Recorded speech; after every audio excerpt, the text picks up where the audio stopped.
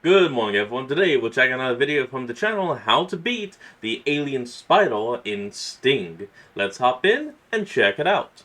Here's a question. If you were a 12-year-old girl trapped in an apartment with a giant alien spider trying to eat your entire family alive, what would you do? Charlotte here is really excited about her new pet, but she has no idea that she's just taken home the most dangerous creature in the galaxy. And it's going to turn her entire building into its own personal death trap. We're here to break down the mistakes made, what you should do, and how to beat the spider from Mars in Sting. This building is about to have the worst pest problem that the universe has ever seen. While an ice storm tears through the streets of South Brooklyn, this old lady Helga is up in her apartment quietly knitting her troubles away, or at least she would be, if it weren't for these crazy-ass demon noises that keep coming from somewhere deep within her walls. The noises get louder and louder until the woman finally decides that she's had enough and starts flipping through her phone book looking for an exterminator. But she's been having some problems with her memory and has to look at a note on the wall to even remember her own first name.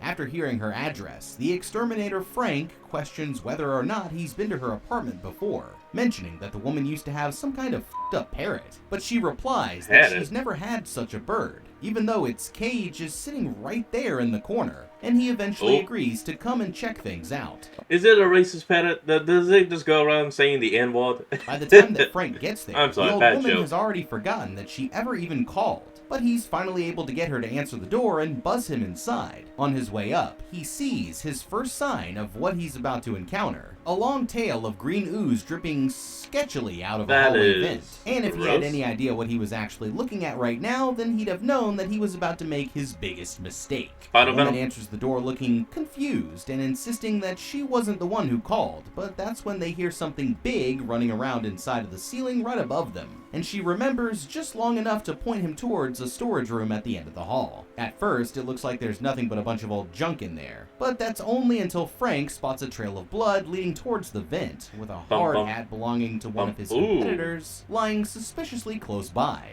Now, being a professional, Frank knows just what to do in a situation like this, and decides to get down in there for a closer look. See? There's nothing to worry about. It's just the last exterminator who came into this place slowly choking to death on his own stomach acid. But Frank doesn't have to be scared for very long, because that's when whatever did this lunges at him from the side and claws one of his eyes out. And despite his best attempts to escape, he's finally dragged away into the vents to be eaten alive by the creature, making one victim down with 9 more to go. Oh, so those okay. Man, these New York City pest control jobs just keep getting worse. One thing's for sure, this old lady doesn't need an exterminator. She needs an exorcism. And if Frank here had realized just a little bit earlier that he was in way over his head, then he might have made it out of this apartment alive. But he walked right into a death trap with the warning sign. I mean, at least they kept to the stereotypical horror trope. Well, actually, no. Technically, they didn't. The black guy wasn't the first to die. Huh. Staring at him straight in the face. And I think we all know what that means. Frank, you done f***ed up, my boy. Alright, let's just be honest with ourselves here. I think that we all know that this guy was doomed from the moment that he strolled on in there and casually sniffed the unidentified green ooze. I can't even lie. I probably would have done the same thing, but this is one of those situations where you have to think before you act. Everything I've seen in movies, video games, or on TV says that exposure to the ooze is how you get transformed into a Ninja Turtle. So it's probably better if we just all agree to leave that kind of shit alone. You can tell that Frank here was probably inhaling too many pesticides from the way that he completely missed how the door to the storage room had padlocks on the outside. I mean, are you trying to get trapped in some kind of f***ed up old lady dungeon? Because that's exactly how it happens. But somehow, that wasn't even the worst part. This dude straight up saw a trail of blood in the corner with the other exterminator's helmet at the end of it and thought, you know what? I should probably take a closer look at that, like buddy.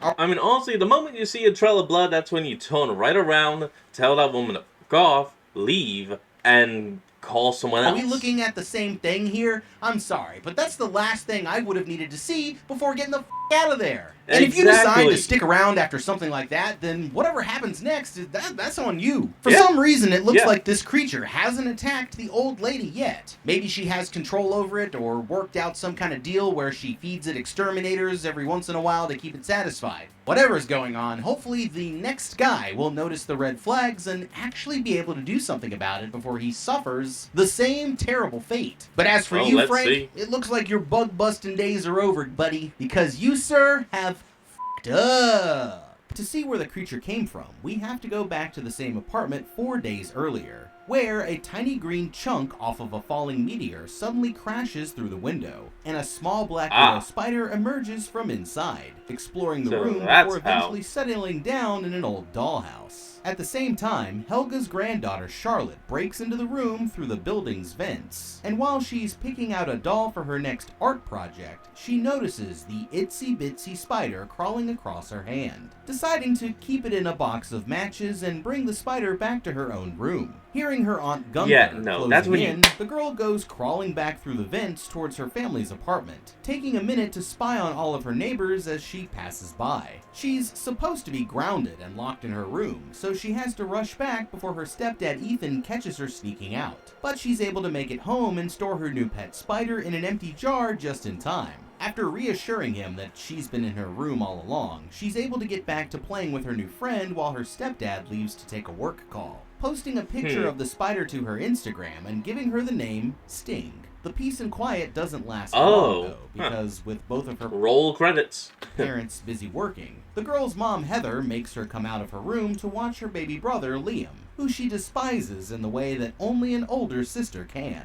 I hope the spider doesn't kill the baby. Come on now. While Charlotte is working on her drawings, she catches a roach that happens to crawl across the table, and decides to give it to her new friend, Sting, as a snack. For a minute, the spider only watches as the roach crawls around, but in the split second that Charlotte looks away to check on her brother, it catches the roach and pins what's left of it upside down to the lid of the jar in a strange, alien-looking web. Later on, Charlotte catches another roach underneath a glass and gets ready to feed it to Sting. This time, she does a little whistle towards the jar, and to her surprise, the spider actually whistles back. So she tells Sting to make that noise whenever she wants something to eat. Carefully dropping the roach into the jar, she watches for a second as it scuttles around inside of the glass before Sting catches it with one of her webs and sticks the bug up to the lid. After finishing up with work down in the basement, Ethan returns home and psychs himself up to face his family. But before he can even put his key into the lock, his wife meets him at the door and hands him baby Liam,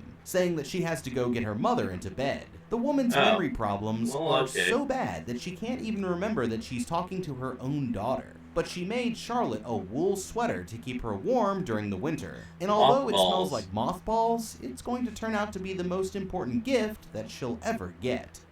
Okay, I can already see where this is going, and that's not just because we know what happens to Frank 4 days later. First off, let's take a minute to talk about Sting here. Although we know that she's not even really from this planet, she most closely resembles a black widow spider, a species known for its highly potent neurotoxic venom. This venom is mostly used for paralyzing small prey like flies, grasshoppers, and roaches, which works with special digestive enzymes that actually liquefy their prey from the inside out. Gross, allowing the spider to suck up all the good stuff and leave the husk of the body behind. Really gross. However, it's also used to protect the spider from larger threats, making it very potent, even to humans more than 1,000 times its size. Their bite can be incredibly painful and in rare cases can even be lethal for small children or people with allergies. Although they're not typically aggressive, black widows will bite a human in self-defense, and like to hang out in places where they're hard to see, meaning that most of the time, you don't even know that there's one around until you're already feeling the burn. The good news is that most bites can be treated with basic care, but they still can be fatal to young children, so it's really not a good idea to have one in the house with little Liam here. Plus, Sting poses a significant threat to everyone else in the building if she gets loose. Now, with that being said, there have been several warning signs already that Sting here is much more worse than your average spider. For one, spiders can't whistle. As one of the other characters is going to point out later, they lack the vocal structures and mouth parts to make that kind of noise. Second, Sting's hunting... They literally have no capabilities of making a sound other than maybe a little...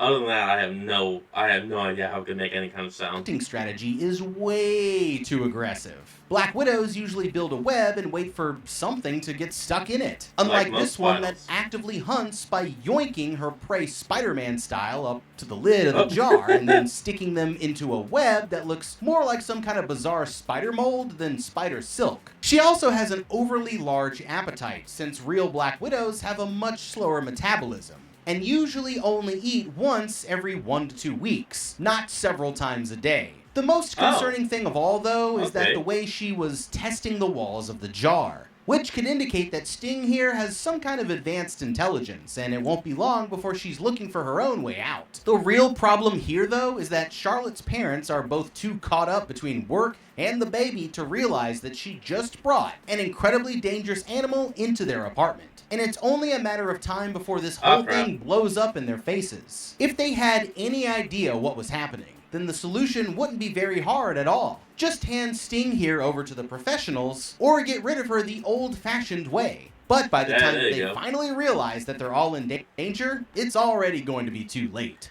I mean, couldn't you also just frickin' throw the damn thing into an oven and turn it on? I doubt it could survive the actual heat. I mean, we saw it arrived in some kind of cocoon thing. Later on that night, Ethan is hard at work drawing art for his comic book series inspired by stories that Charlotte has been helping him come up with. When she comes to bring him a pencil sharpener, he's excited to tell her that the publisher really likes their work and is considering putting the comic out for widespread production. She takes a look at his sketches and says that she likes what he's come up with so far. Her only criticism is that the professor character, who's based on her biological father, looks too evil, so she adds eyes underneath his glasses to give him more emotion. After dinner, Ethan here has been hitting the bottle pretty hard and returns to his studio to secretly erase the changes that Charlotte helped him make. When he goes to check on the girl in her room, he finds a new sketch of the character riding on the back of a giant spider and asks for her permission to steal the idea for the comic book. The booze has Ethan here a bit in his feelings, and he tells Charlotte that he loves her as he's tucking her into bed. But instead of saying it back, she calls him out for erasing her other ideas. She says that she isn't mad about it, but just wants him to be honest with her next time before turning away and telling him goodnight. It isn't until everyone in the apartment is fast asleep that the real trouble begins. Sensing an opportunity, Sting here decides to let herself out of the jar and disappears into the building's air vent on the hunt for larger prey.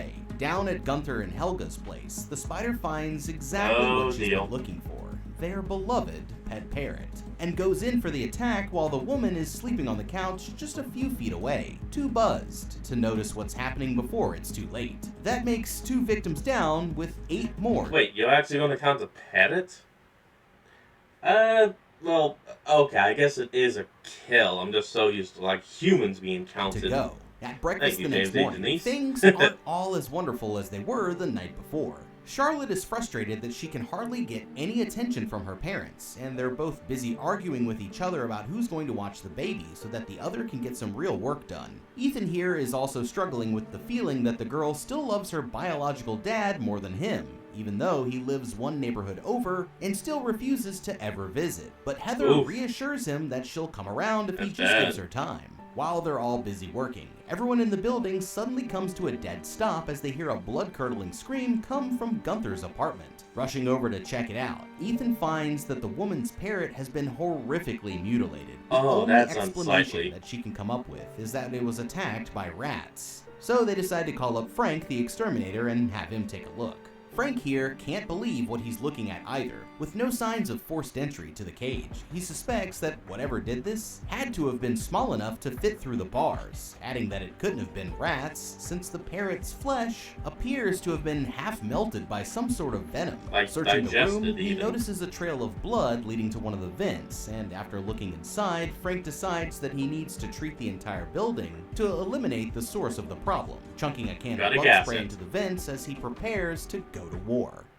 Okay, this is an important moment because it's the first chance for anyone besides Charlotte to figure out what's really going on here. Clearly, Frank here has no reason to believe that an alien spider could be the culprit, but he can still use his exterminator expertise to get as close to the answer as possible. First, let's start by reviewing the evidence. We know that whatever did this was small enough to fit through the bars and used its venom to melt Gunther's parrot from the inside out. Based on this, the only logical explanation is a spider attack. And although there are very few species of spider with venom that's potent enough to even injure a bird this size, the Black Widow is one of them. This still doesn't tell Frank that he's dealing with a spider that's not even from this planet, but at least it's a place for him to start. If it were me, as soon as I saw the bird, I'd probably suggest burning the entire building down and starting from scratch. Exactly. He's already well prepared for battle with those heavy gloves and goggles to protect him from bites and other toxic substances. So he's off to a good start at least, and either temporarily relocate the people closest to the danger zone or just empty out the whole building until the creature is killed.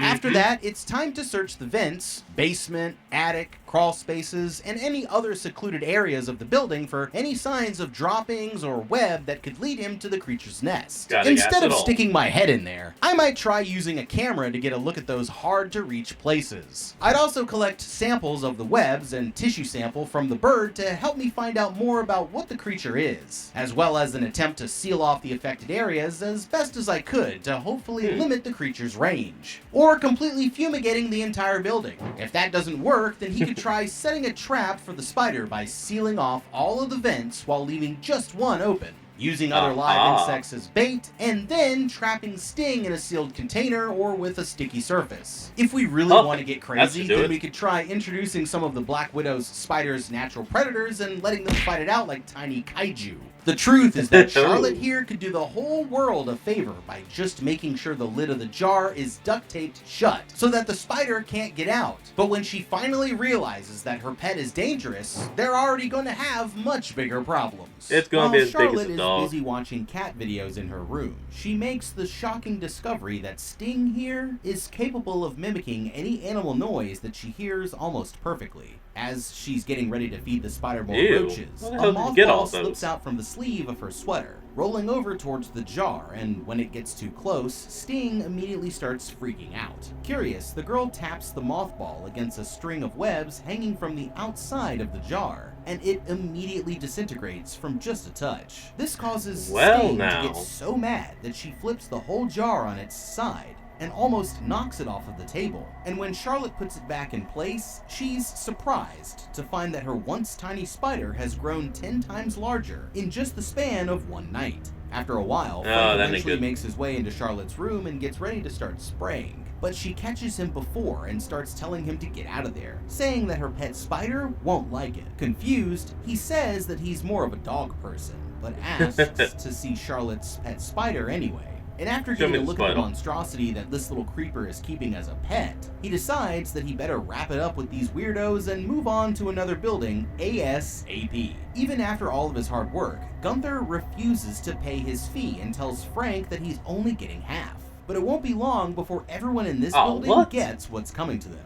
Later that night, Charlotte here is still catching more roaches for her spider, but no matter how many she feeds her, Sting just keeps getting hungrier and whistling that she wants more. Once everyone in the building is asleep, she lets herself out of the jar on her own and goes back on the hunt once again. This time, Sting makes her way to their neighbor Maria's apartment, where her chihuahua is peacefully watching dog videos on the living room TV. Oh, that's might actually seem cute. like the Taco Bell dog here is in for some trouble, but the truth is that Sting is already after larger prey. Back in the kitchen, she reaches up into the cabinet for some medication and washes it down with another swig of her margarita pitcher. Maria walks over to a photo of her family and starts to get lost in the painful memories, when suddenly, the spider leaps out from behind the picture frame and sinks its fangs directly into her cheek, causing her to fall backwards and badly hit her head on the kitchen floor. Within seconds, the wound on her cheek begins to go neurotic, and the woman vomits up a spew of blood in the bathroom sink before crashing down. She's already rotting? The bathtub.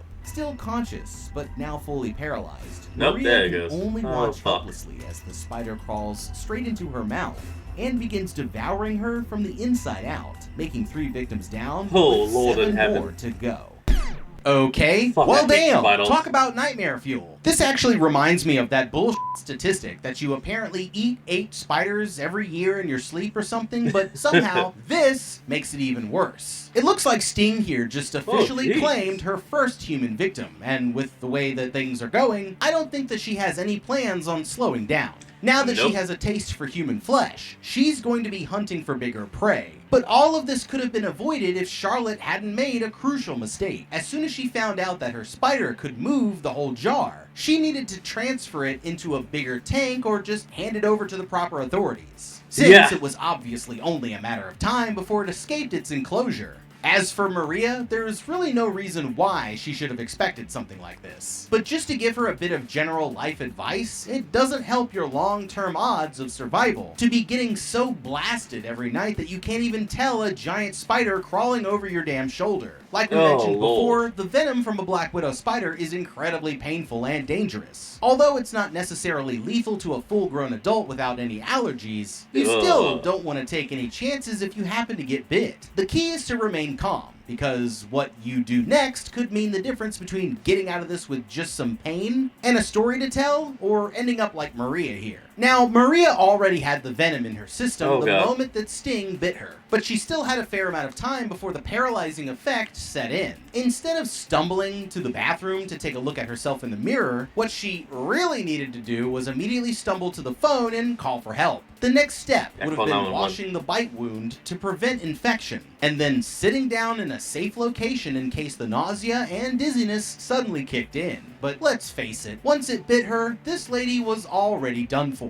On the bright side, at least we learned a few important things from this interaction that could help the rest of us survive. We know that the spider prefers to ambush unaware prey, so we can cut off its opportunities to do that by making sure that there are as few places for the spider to hide as possible, using bright lights and chemical treatments. We also learned that Sting here is terrified of mothballs, which opens up all kinds of possibilities. Basically, a mothball is like a small pellet made out of chemicals with a strong odor that's toxic to insects, including Black Widow spiders. This means that if you fill up your apartment with them, then the spider can't get you. Or you could always just throw a handful of them into Sting's jar and call it a day. In order to do should have just taken a few of those bags and just put them inside each and every vent you can find. Any of that though, they'd need to figure out what the threat is first, and since they still haven't picked up on that yet, there's not much that any of them can do besides wait and see who Sting here is gonna go after next. The next morning, Charlotte realizes that she needs to get a bigger house for Sting, so she decides to stop over at her neighbor Eric's apartment despite her parents warning her that the guy is most definitely a creep. The man is a biology student and spends his days conducting experiments with fish that he hopes will one day change the entire medical field. Charlotte shows up looking to buy one of his tanks, but when he finds out that it's for her pet spider, Eric asks her if he can take a look, and the more that she tells him about Sting here, the more concerned that he starts to get. He says that it's physically impossible for a spider to double in size in just a few hours. But things get even stranger when Charlotte whistles to it, and the spider starts whistling back. The only conclusion that he can reach is that whatever they're dealing with here is no spider at all. And after watching Charlotte feed it a roach, Eric makes up his mind that he needs more time to study this creature for himself. He comes up with a lie and tells Charlotte that he'll give her a tank for free, but he has to make sure that it meets the exact specifications that the spider needs. So she'll have to leave Sting with him for a few hours while he figures it out. Thinking nothing of it, Charlotte puts her trust in the guy and heads back to her apartment, never realizing that she's just made a terrible mistake. At home, her parents are beginning to Oh, great. So the guy that should actually be helping is going to be the cause of it getting out permanently. argue about family drama when they hear a strange noise coming from the vent. As Ethan pokes his head in to check it out, he suddenly stumbles backwards as he's scared half to death. But this time, it turns out to just be Maria's little chihuahua. He quickly takes the dog down to the woman's apartment, but when nobody answers, he uses his keys to unlock the door and let the pup back in. There's something about the unnatural quiet from inside that makes him think twice before leaving, and as he pushes the door open to take a peek, he stumbles upon the grisly scene of the woman's death and immediately calls the police. As if Dad here doesn't have enough on his plate already, the officer starts casting suspicion on him after learning that he's the only other person with the keys to the woman's apartment. But the good news is that Ethan won't have to worry about that for very long. While Ethan is wrapping up with the police, he gets a call from their neighbor Eric, who says that he needs to come over right away. Up in his apartment, Eric tries to explain the severity of the situation, saying that Charlotte's pet isn't like any spider that he's ever seen, and suggesting that they should probably hand her over to the local authorities. Ethan still can't seem to wrap his head around it until he gets a look at the spider for himself. Damn, that thing is big. And agrees that she needs to go. But what he doesn't realize is that Eric here secretly has other plans.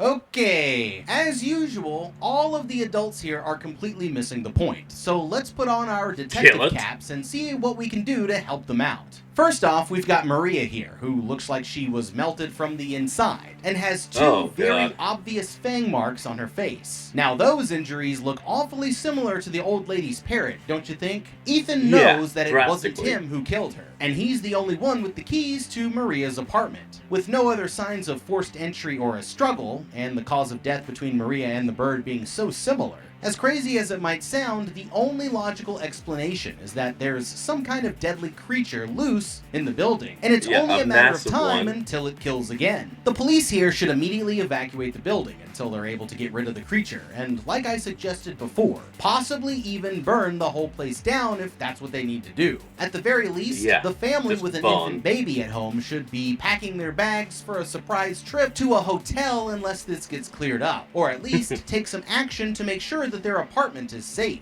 Instead, this moron here goes and does the exact opposite of that. The neighbor literally called him over and showed him the mutant spider that his daughter has secretly been keeping in her room, but he's so caught up with everything else in his life that he couldn't see the bigger picture. If that spider is responsible more like the growing picture for what's happened, then not only is everyone in the apartment still in danger, but Charlotte here could get in some serious trouble. The best thing to do would be to get rid of Sting now by any means necessary. Stomp it out, throw it in a fire, whatever you gotta do, just make sure that it's not coming back. But instead, he left this dangerous, potentially killer spider in the apartment with this total rando like it's no big deal. And that decision is going to come back and bite them, literally. Back at home, Ethan confronts Charlotte for keeping a venomous spider in the house around her little brother, but she immediately flips out on him for going behind her back and getting rid of her pet without at least talking to her about it first. The fight eventually escalates into an argument about their own personal feelings towards each other, and that's when Ethan spills the beans that Charlotte's biological father, who she still looks up to, has been living 20 minutes away for months instead of in Thailand like they told her, and really isn't as great of a he's 20 minutes down the road and has never visited you guy as she thinks. You gotta admit, whatever he was hoping to accomplish by saying this, he makes the poor little girl cry and drives himself and his wife even further apart. But there's still one hope left to save their marriage, and that's working together to survive an attack by a giant alien spider. Speaking of Sting, Crazy Eric here is down in his own apartment doing the exact opposite of calling animal control, and instead starts feeding her larger and larger animals, causing her to grow exponentially with everything that she consumes. Later that night, while Eric is sound asleep, Sting here breaks straight through the glass of the tank that he was keeping her in and prepares to go on a rampage of death and destruction throughout the entire building, starting with our old friend, the landlord herself. When she gets back to her apartment, Gunther here can't seem to find her little cat, but figures that it's probably just off doing cat stuff somewhere else in the building. Sometime later, she hears what sounds like her cat calling her from out in the hallway and grabs a flashlight while she goes to check things out. At the end of the hall, the woman notices one of the vent covers lying in the middle of the floor and thinks that she can hear her cat lost somewhere inside. As she leans down in there to take a look, her flashlight runs out of batteries while she's approximately 1 foot into the vent. But instead of turning back, she pulls out a book of matches to light her way. Striking the first one, she screams in terror as the spider suddenly appears directly in front of her. And for look at that thing! That thing actually has an actual mouth! It doesn't just have fangs! It's into the legit mouth. For a second, it also jumps backward after being scared by the flame, but as soon as the match runs out, Sting takes the woman and drags her away deeper into the building. That makes 4 victims down, with 6 more to go. The next morning, Ethan officially loses it, while everyone else is having a good time and absolutely decks their TV out of pure frustration when he can't get the signal to come through. The outburst causes Heather to send Charlotte and her baby brother into the other room while the adults have a talk. And she puts on a pair of noise-canceling headphones so that she can ignore their conversation.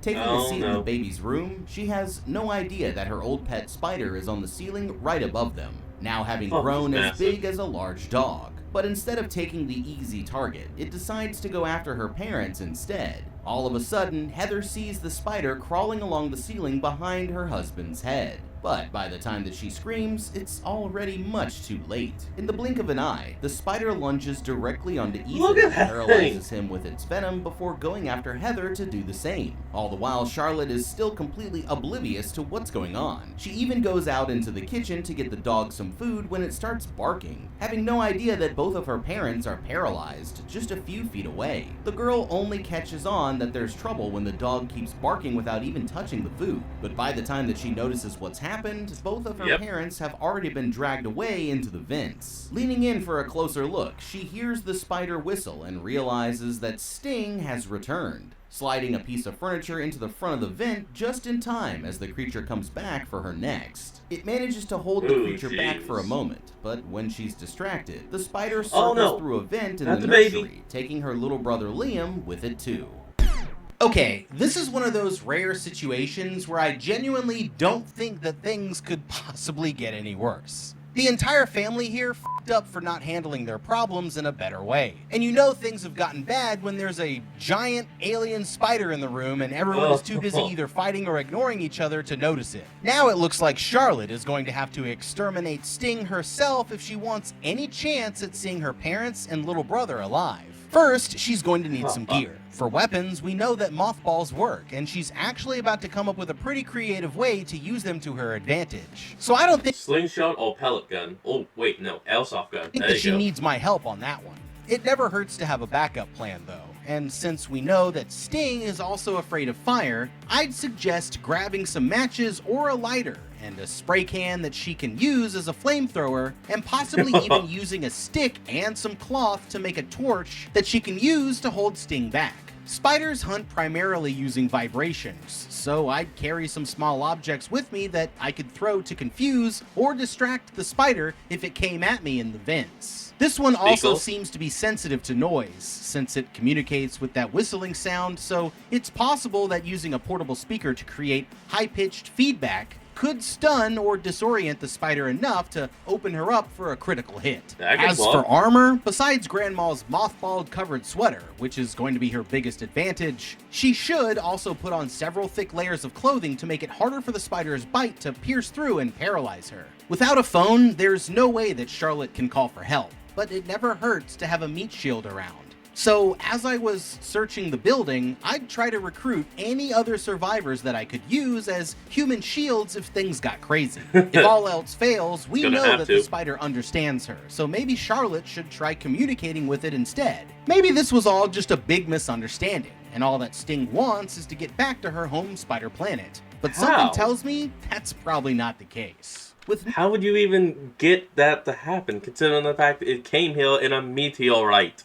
No way to call anyone for help, Charlotte decides to take matters into her own hands and starts arming herself with weapons to take the fight to the spider instead. Remembering that Sting has a weakness to mothballs, she puts on her grandma's wool sweater for protection and crushes the mothballs down into a spray that she loads up into a super soaker. Now that she's officially armed and dangerous, the girl starts making her way through the vents in search of the spider's nest. Good job, good job. Don't waste your ammo. She finds another victim, Gunther's cat, webbed up in the vents not too far from her own apartment. Pressing forward, she continues on until she comes to Eric's apartment, hoping that he wait, hold on. You counted the bug, why didn't you count the cat?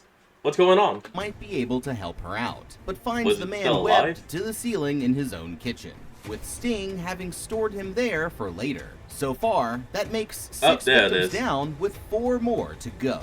As she's searching the building, she hears her stepdad shouting from the garbage chute and finds him webbed up to the wall inside. Using more of the mothball water, she's able to melt away the webs and set Ethan free. But they still have to find Heather and baby Liam before they're turned into spider food. At the same time, Helga calls up Frank to check out the noises in her walls. Oh, so now it's been and 4 now days. Everything's all caught up to where it started way back in the beginning. Just as Ethan and Charlotte are crawling back out of the chute, they hear what sounds like her baby brother crying from somewhere in the walls. But the girl catches on that it's most likely a trick. Sure enough, Sting comes rushing down the chute towards them just a second later, causing them to fall down into the dumpster that's all the way down in the basement. With the spider standing over her and her weapon lost, it looks like it's all over for Charlotte. But her stepdad comes in clutch with a mothball bottle at the last second and injures the creature. He's power of Christing that thing. Sure enough to scare it away.